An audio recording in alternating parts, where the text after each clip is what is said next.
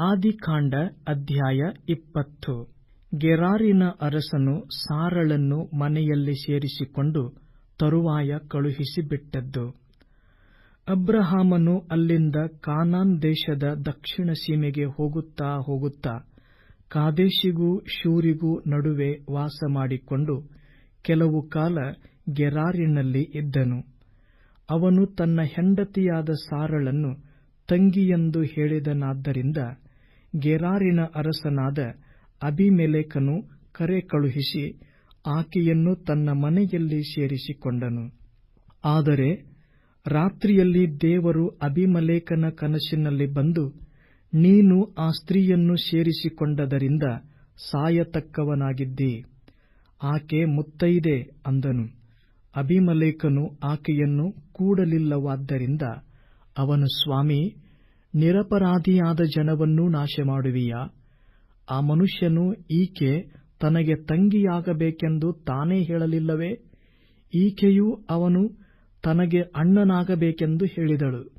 ನಾನು ಯಥಾರ್ಥ ಮನಸ್ಸಿನಿಂದಲೂ ಶುದ್ಧ ಹಸ್ತದಿಂದಲೂ ಇದನ್ನು ಮಾಡಿದೆನು ಅಂದನು. ಅದಕ್ಕೆ ದೇವರು, ನೀನು ಇದನ್ನು ಯಥಾರ್ಥ ಮನಸ್ಸಿನಿಂದ ಮಾಡಿದೆ ಎಂಬುದನ್ನು ನಾನು ಬಲ್ಲೆ. ಆದ ಕಾರಣ ನಾನಂತೂ ನೀನು ನನಗೆ ವಿರುದ್ಧವಾಗಿ ಪಾಪ ಮಾಡದಂತೆ ನಿನ್ನನ್ನು ತಡೆದು ಆಕೆಯನ್ನು ಮುಟ್ಟಗೊಡಿಸಲಿಲ್ಲ. ಹೀಗಿರುವಲ್ಲಿ ಆ ಮನುಷ್ಯನ ಹೆಂಡತಿಯನ್ನು ತಿರುಗಿ ಅವನಿಗೆ ಒಪ್ಪಿಸಿಬಿಡು. ಅವನು ಪ್ರವಾದಿ, ನಿನಗೋಸ್ಕರ ನನಗೆ ಪ್ರಾರ್ಥಿಸುವನು ಮತ್ತು ನೀನು ಬದುಕುವಿ.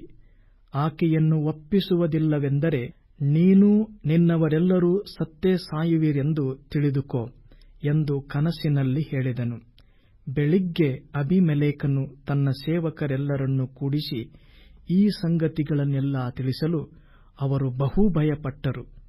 ಆಮೇಲೆ ಅವನು ಅಬ್ರಹಾಮನನ್ನು ಕರೆಸಿ, ನೀನು ನಮಗೆ ಮಾಡಿದ್ದೇನು? ನಾನು ಯಾವ ತಪ್ಪು ಮಾಡಿದ್ದರಿಂದ ನೀನು ನನ್ನನ್ನೂ ನನ್ನ ರಾಜ್ಯವನ್ನು ಮಹಾಪಾತಕಕ್ಕೆ ಒಳಪಡಿಸಿದಿ? ಮಾಡಬಾರದ ಕಾರ್ಯಗಳನ್ನು ನನಗೆ ಮಾಡಿದೆ ಎಂದು ಹೇಳಿ, ನೀನು ಯಾವ ಉದ್ದೇಶದಿಂದ ಈ ಕಾರ್ಯವನ್ನು ಮಾಡಿದೆ ಎಂದು ಅಬ್ರಹಾಮನನ್ನು ಕೇಳಿದನು. ಅದಕ್ಕೆ ಅಬ್ರಹಾಮನು, ಈ ಸ್ಥಳದವರು ದೇವರ ಭಯವಿಲ್ಲದವರಾಗಿ ನನ್ನ ಹೆಂಡತಿಯ ನಿಮಿತ್ತ ನನ್ನನ್ನು ಕೊಂದಾರೆಂದು ನೆನೆಸಿದೆನು.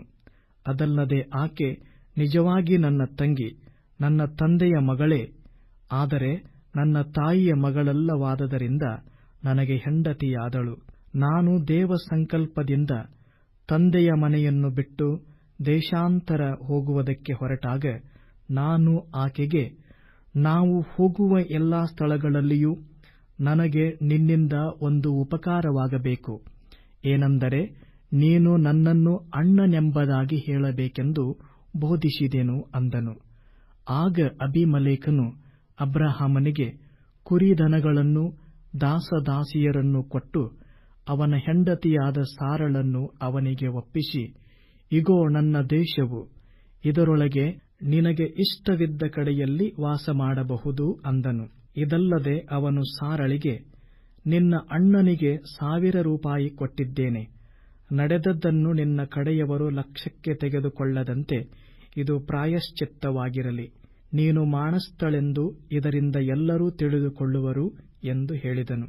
ತರುವಾಯ ಅಬ್ರಹಾಮನು ದೇವರನ್ನು ಬೇಡಿಕೊಳ್ಳಲು ದೇವರು ಅಬೀಮೆಲೆಕನನ್ನೂ ಅವನ ಪತ್ನಿಯನ್ನೂ ದಾಸಿಯರನ್ನೂ ವಾಸಿ ಮಾಡಿದ್ದರಿಂದ ಅವರಿಗೆ ಮಕ್ಕಳಾದರು.